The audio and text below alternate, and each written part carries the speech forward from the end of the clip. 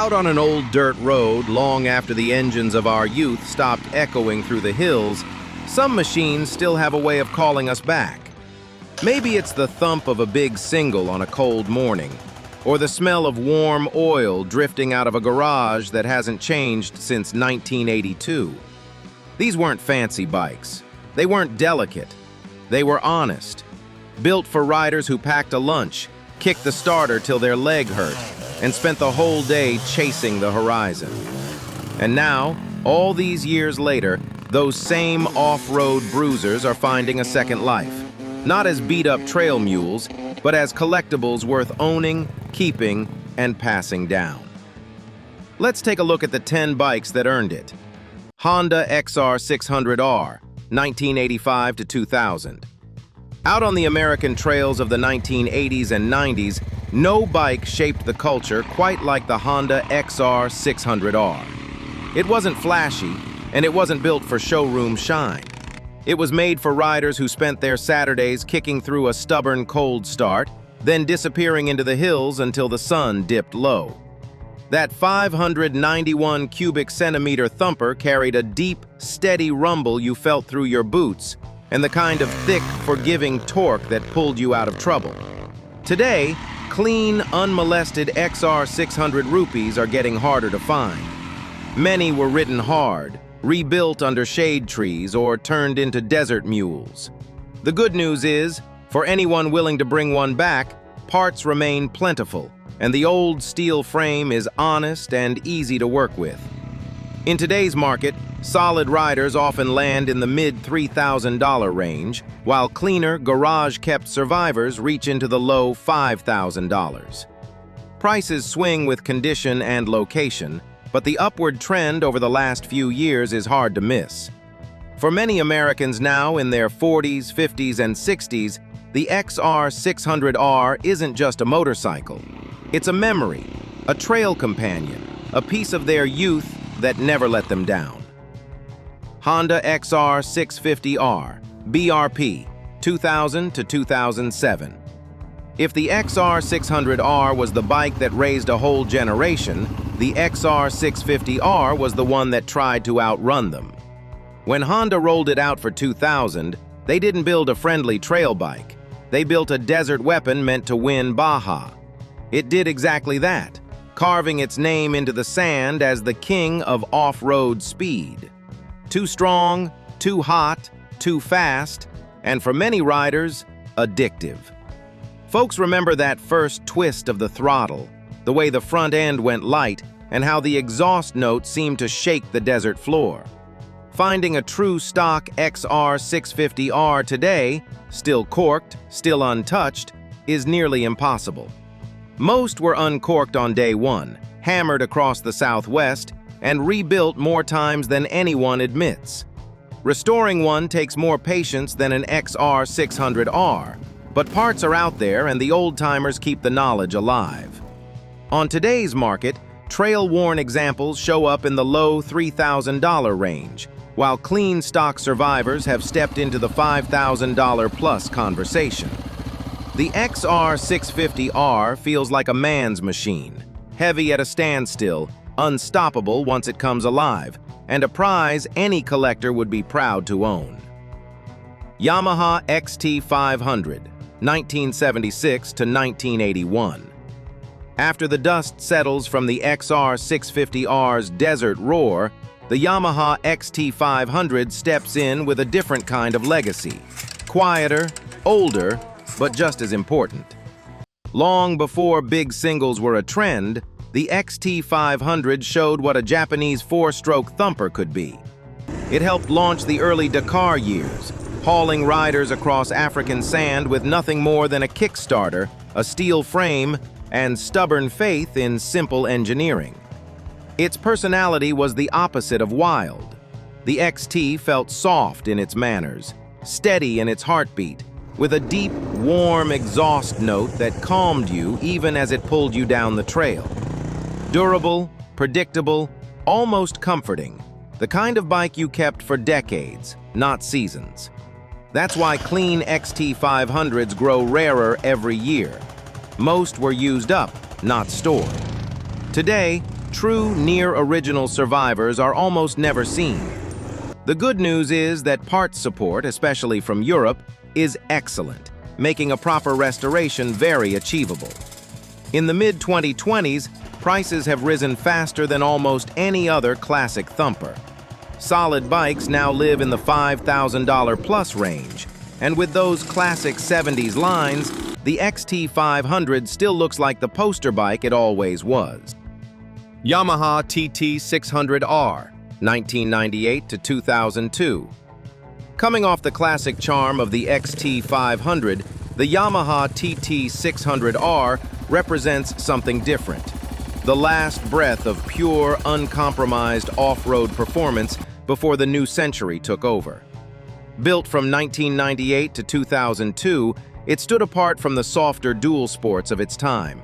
This was a real woods bike, tall, tough, and powered by a thumper that hit hard, barked loud, and felt happiest when the trail got rough. Strong, abrupt, and wonderfully alive, the TT600R rewarded riders who liked their machines with a little attitude. What makes it special today is how rare the early years have become. The 1998 and 1999 models were produced in small numbers, and clean survivors are now almost impossible to track down. Many were ridden the way Yamaha intended, deep into the forests, through mud, rocks, and long summers of abuse. Restoring one isn't as easy as working on an old XT500, but parts still exist if you know where to look, especially through European suppliers. European buyers have helped push prices up in the mid-2020s. Rough riders now sit around the mid-$3,000. Clean, low-mile examples reach $5,000 and beyond, and that tall, late 1990s silhouette keeps collectors hooked. Husqvarna 400 Cross, 1970 to 1971. If the TT600R represents the last breath of old-school enduro, the Husqvarna 400 Cross is pure legend, the kind of motorcycle that stopped being a bike a long time ago and became a piece of American pop culture. When Steve McQueen threw a leg over it in On Any Sunday, the 400 Cross wasn't just fast, it was immortalized. Light, lively, and packing a quick-revving 400cc two-stroke, it reacted to a rider's touch like few machines of its era. It didn't just accelerate, it snapped forward, eager and alive. But rarity is what makes it a true blue-chip collectible today. These bikes were produced in modest numbers, raced hard, and used up by the very people who loved them most. Finding one now is the tough part. Restoring one is even tougher. Parts require patience, networking, and usually a bit of European help. But when a restoration is done right, the value is remarkable. Prices in the mid-2020s reflect its status. Rough project frames can still show up in the high $3,000, but authentic, well-restored examples climb into the five-figure range, often easily. Husqvarna heritage plus Steve McQueen's shadow, that combination never fades. The 400 Cross remains timeless. Kawasaki KDX 200, 1989 to 2006. After the fire and glamour of the Husqvarna 400 Cross, the Kawasaki KDX 200 brings us back to something simpler, the everyman's enduro. From 1989 through 2006, it quietly earned a reputation as the best beginner-to-expert trail bike Japan ever built. Light, friendly, and unbelievably forgiving, the KDX 200 let new riders learn without fear. Yet it had enough snap in that 200cc two-stroke to keep seasoned riders grinning on tight woods trails. It wasn't loud, wild, or temperamental, just fast, easy, and endlessly capable. What makes it collectible today is scarcity in the right condition. A lot of KDXs were bought for exactly what they were good at: riding. They were used hard, handed down, crashed, patched together, and ridden some more. Finding one still wearing its original purple and green plastics is surprisingly difficult. Thankfully, parts support is outstanding. Rebuild kits, suspension pieces, OEM bits, everything is out there. And restoring a KDX is one of the easier jobs in the vintage enduro world. As for the market, interest in lightweight enduros has pushed prices up. Well-used riders often land in the low 2000s to mid-3000s, while clean, mostly stock examples now move into the 4000-plus range. And emotionally? The KDX 200 is the trail bike families grew up with, a machine dads, sons, uncles, and neighbors all shared. It's a true community classic. Suzuki DR350, 1990 to 1999. After the friendly charm of the KDX 200, the Suzuki DR350 takes us straight into the heart of the 1990s. From 1990 to 1999, it quietly became the benchmark for what a real dual sport should be. A bike you could ride to the trail, enjoy all afternoon, and ride home without thinking twice. Light on its feet, gentle in its manners, and powered by an easygoing four-stroke, it handled pavement, gravel, and tight woods with the same calm confidence. Its collectible appeal today comes from the slow disappearance of clean, original S models. Most were used exactly the way Suzuki intended, commuting during the week, exploring on weekends, and soaking up the kind of everyday adventures nobody bothered to photograph. Because of that, unmolested survivors are getting rare. The good news is that bringing one back is almost effortless. Parts are everywhere, affordable, and simple to work with. Prices have started to climb, but there's still plenty of room left. Solid riders often land in the low 3000s, with cleaner, mostly stock examples reaching higher. For many Americans now in their 30s to 50s, the DR350 is the dual sport they remember at the trailhead. Familiar, friendly, and well worth collecting. Honda CR250R, 1996 to 2001. After the easygoing nature of the DR350, the Honda CR250R from 1996 to 2001 hits like a thunderclap.